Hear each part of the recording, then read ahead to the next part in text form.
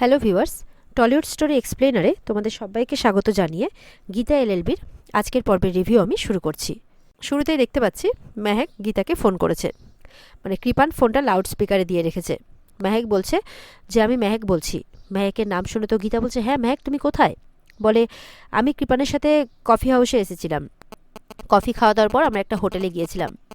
হোটেলে গিয়ে আমরা দুজনের সাথে সময় কাটাই, কোয়ালিটি টাইম। আমি কৃপানের সাথেই থাকতে চাই। আমি মানে অঙ্কিতকে রিজেক্ট করছি। বলে তুমি বিবাহিতা? বলে মানি না সেই বিয়ে আমি। আমরা বাড়ি ফিরছি। আমি কৃপানের সাথেই ভালো থাকবো। আমি কৃপানকে ভালোবাসি। মানে মন না চাইলেও শুধুমাত্র নিজের স্বামীকে বাঁচাতে এই সমস্ত কথাবার্তা বলছে মেহেক। মেহেকের কথা শুনে কিন্তু গীতা অবাক হয়ে যাচ্ছে। তুমি কি বলছো মেহেক? তুমি কি পাগল হয়ে গেছো? মেহেক বলছে আমি যা বলছি ঠিক বলছি। আমি এতদিন যা করেছি ভুল করেছি। কৃপানকে রিজেক্ট করাটা আমার একদম উচিত হয়নি। এই বলে বলছে আমরা আসছি। গীতা বলছে ঠিক আছে তোমরা বাড়ি এসো, বলে ফোনটা রেখে দেয়। এরপর গীতা বলছে না, হিসেব কিছুতেই মিলছে না। মেহেকের চরিত্রের সাথে মেহেকের কথাবার্তা যাচ্ছে না। মেহেক নাকি কফি হাউসে কফি খাওয়ার পর ওরা নাকি হোটেলে গিয়েছিল। সেখানে নাকি ওরা টাইম স্পেন্ড করেছে, কোয়ালিটি টাইম। তো ওর ক্যারেক্টারের সাথে এই কথাগুলো যাচ্ছে না, একদমই যাচ্ছে না। নিশ্চয়ই কোনো গণ্ডগোল আছে। বড়বাবু বলছেন যে মানুষের বদলাতে টাইম লাগে না, গীতাকে বলছে। গীতা বলছে না, তবুও খতিয়ে দেখতে হবে ব্যাপারটাকে। এরপর গীতা বাড়িতে এসেছে শ্বশুরমশাইকে সবটা জানাতে। অগ্নিজিৎ বলছে এটা হতেই পারে না, আমার মেয়ে আমার অহংকার, আমার মেয়ে এরকম কোনো কাজ করতেই পারে না। ওর মান মর্যাদা সব কিছু সম্পর্কে ও ওয়াকিবহল। সে এটা করতে পারে না, কিছুতেই করতে পারে না। সে কেন কৃপানকে বিয়ে করবে, এর কোনো প্রশ্নই নেই। অগ্নিজিৎ বলছে ও কৃপানকে বিয়ে করবে? এটা হতেই পারে না। পদ্ম কৃপানের সাথে ঘর সংসার করেছে, কিছুতেই ও বিয়ে করতে পারে না। গীতা বলছে আমি যেটা সত্যি সেটা আপনাকে জানালাম, কারণ গীতাকে বলছে তোমার কোথাও একটা ভুল হচ্ছে। গীতা বলছে বাড়ির গুরুজন হিসেবে আপনাকে আমার জানানো কর্তব্য, আমি তাই জানালাম। তখন বন্নি বলছে এগুলো সব মেহেক যে এইভাবে মুখ পোড়াবে এটা আমি খুব ভালো করেই জানতাম। আর এগুলো কার প্রশ্রয়ে করেছে জানেন? গীতার প্রশ্রয়ে। ঈশা বলছে তুমি কজনকে চুপ করাবে? বাইরে তো সবাই বলবে ও নাকি কফি খেতে গিয়ে বাইরে কী সব কাজ করে বেড়াচ্ছে। তখন এলিন বলছে ঈশা তুমি এগুলো কথা কেন বলছো? কোনো কথা এখন প্রমাণিত নয়, আগে মেহেক বাড়িতে ফিরুক, তারপরে কথা হবে। এদিকে গীতার দিদি খুব রেগে গেছে, বলছে যে এটা যদি সত্যি হয় বাবা, তাহলে আমি আপনাকে বলছি মেহেককে আপনি ঘাড় ধাক্কা দিয়ে বাড়ি থেকে বার করে দেবেন। আর তার সাথে সাথে গীতাকেও। হ্যাঁ হ্যাঁ গীতাকেও।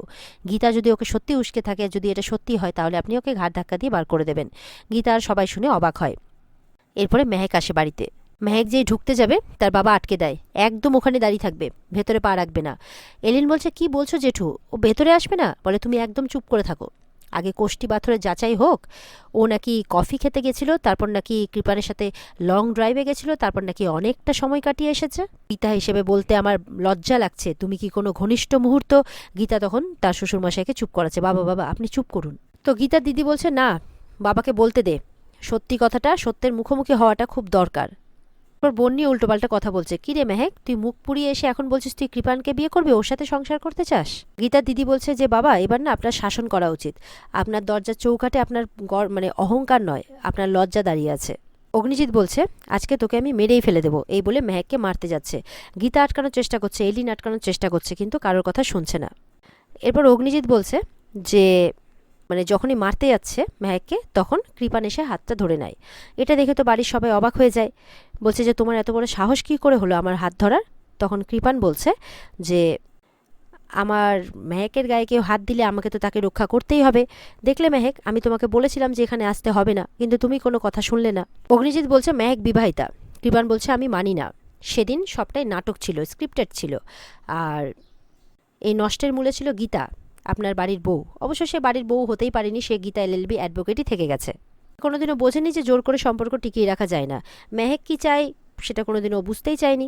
এরপর আরও উল্টোপাল্টা কথা বলার পর অগ্নিজিৎ বলছে মেহেককে তুই কি চাস? মেহেকও কিছু করার নেই, অঙ্কিতকে বাঁচানোর জন্য বলে যে আমি কৃপানকে বিয়ে করতে চাই। মেহেকের বাবা ঠাস করে একটা চর মারে মেহেককে। এরপর মেহেককে আবারও চর মারে অগ্নিজিৎ, আর বলে চলে যা এখান থেকে, চলে যা।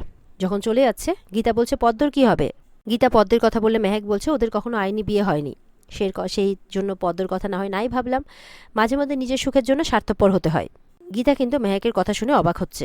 মেহেক পরিষ্কার জানে যে আমি কৃপানের সাথে বাঁচতে চাইছি। এরপর দূর দূর করে তাড়িয়ে দেয় অগ্নিজিৎ মেহেককে, আর অগ্নিজিৎ বাবু কাঁদতে থাকে। গীতার কিন্তু খটকা লাগে, সমানে ভেবে যাচ্ছে কফি হাউসে কফি খেয়েছে, লং ড্রাইভে গেছে, ঘনিষ্ঠ মুহূর্ত কাটিয়েছে, কিছু তো একটা খটকা লাগছে, মানে আছে, কিছু তো একটা ব্যাপার অবশ্যই আছে। এবার কৃপানের মা বাবা ফোন করেছে অগ্নিজিৎকে। কৃপানের মা বলছে আপনি ওগুলো চিন্তা করবেন না, আমি আপনার মেয়েকে বাপের বাড়ি ভালোবাসা থেকে বঞ্চিত কেন করব বলুন, দেখুন ওরা দুজন দুজনকে ভালোবাসে, আপনি চিন্তা করবেন না, ওরা সুখে থাকবে। তখন অগ্নিজিৎ বলছে আমি এগুলো বাজে কথা একদম বলতে চাই না, আপনি ফোনটা রাখুন। কৃপানের মা কিন্তু কিন্তু বললে একটা ধমক দিয়ে বললাম না ফোনটা রাখুন। এদিকে কৃপান যখন মেহেককে নিয়ে যাচ্ছে গাড়িতে করে, কৃপানকে আবারও একটা চর কষিয়ে মারে মেহেক। তখন বলছে যে মারো মারো, যত খুশি মারো আমাকে। তারপর বলছে যে তুমি যদি আমার পথ থেকে সরে যাও তাহলে তো বুঝতেই পারছো তোমার অঙ্কিতকে আমি মেরে ফেলবো। তখন বলছে আমি অঙ্কিতের সাথে কথা বলবো। এই বলে কৃপান কিন্তু ফোনটা লাগিয়ে দেয়। আর ওদিকে ঢালিবাবু কৃপানের মানে অঙ্কিতকে ফোনটা দেয়, আর এদিকে মেহেক কথা বলছে ভুলে যান আমাকে। তখন অঙ্কিত বলছে আমি সবটা শুনেছি মেহেক, তুমি প্লিজ এই বিয়েটা করো না। বলছে করতে হবে, আপনাকে বাঁচাতে আমাকে করতেই হবে, নাহলে আমি যাকে ভালোবাসি তার জীবন আমি এভাবে নষ্ট হতে দিব না, আমি কোনোদিনও সুখী হব না, কিন্তু আপনার জীবন আমার কাছে অনেক মূল্যবান, আমি আপনাকে খুব ভালোবাসি। ওদিকে অঙ্কিত বলছে যে আমিও তোমাকে খুব ভালোবাসি, কিন্তু প্লিজ তুমি বিয়েটা করো না। এরপরেই মেহেকও ফোনটা রেখে দেয়, ডালিও ফোনটা কেটে দেয় ওদিকে। আর ওদিকে গীতা তার শ্বশুরমশাইকে কিছু বলতে গেলে তার দিদি খুব চোটপাট করছে, বলছে যে একদম গীতার কথা আপনি বিশ্বাস করবেন না, ওই মেহেক এই বাড়ির জন্য আজ থেকে মৃত, আর গীতা তুইও পারলে তোর মুখ দেখাস না, এভাবে বলছে। এরপরে কৃপান্ত মেহেককে গাড়িতে করে নিয়ে চলে যায়। গীতা কিন্তু আড়াল থেকে সবটা শোনে, শুধু মেহেক কার সাথে একটা কথা বলছিল সেটা বুঝতে পারেনি।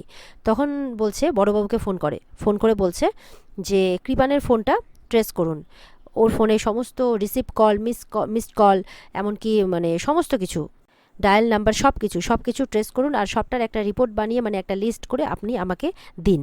এদিকে দেখা যাচ্ছে গীতা নিশ্চয়ই কিছু একটা বলেছে, অগ্নিজিৎ বাবু খুব রেগে গেছেন, বলছে যে তোমার কি মানে কোনো অসুবিধা আছে নাকি, তুমি কি বলছো এসব, আমি মেহেকের বিয়েটা সামনে থেকে দাঁড়িয়ে থেকে দেবো, আমার এবার তোমার মাথার সুস্থতা নিয়ে কিন্তু যথেষ্ট ডাউট আছে। গীতা বলছে আপনি একবার আমার উপরে ভরসা করুন বাবা। বলে আমি কি ভরসা করব তোমার উপর, কি ভরসা করব, কোনো ভরসা করার দরকার নেই, আর এই মেয়েকেও আমার দরকার নেই, এই মেয়ে আমার কাছে মৃত। এবার এলিন বলছে যে জেঠু একবার কথা শুনে নাও যে মানে গীতা বৌদিমণি কি বলছে। বলছে এলিন তুমি একদম এইসবের মধ্যে ঢুকবে না, একদম এইসবের মধ্যে কথা বলা তোমার কোনো অধিকার নেই। বন্নি বলছে তুই এত সব কিছুতে ফটর ফটর করছিস কেন, এই বিয়েটা হলে আমাদের মান সম্মান সব যাবে, এমনিতে আমাদের উঁচু মাথা নিচু হয়ে গেছে, অগ্নিজিৎ বাবুর মানে বাবারও সমস্ত কিছু শেষ হয়ে যাবে, মান সম্মান। গীতা আবারও বলছে যে বাবা আমার কথাটা একবার বিশ্বাস করুন প্লিজ, আমি আবারও বলছি মেহেক এরকম মেয়ে নয়, মেহেক অঙ্কিতকে ভালোবাসে। অঙ্কিতের বাড়িতে আমি ফোন করেছিলাম, অঙ্কিতকে খুঁজে পাওয়া যাচ্ছে না। এই কথাটা শুনে কিন্তু সবাই অবাক। তখন গীতা শ্বশুরমশাই বলছে কি বলছো তুমি। অগ্নিজিৎ বাবু বলছে না না এটা হতে পারে না, এটা হতে পারে না, আমি ফোন করবো অঙ্কিতকে, এই বলে ফোনটা বের করছে।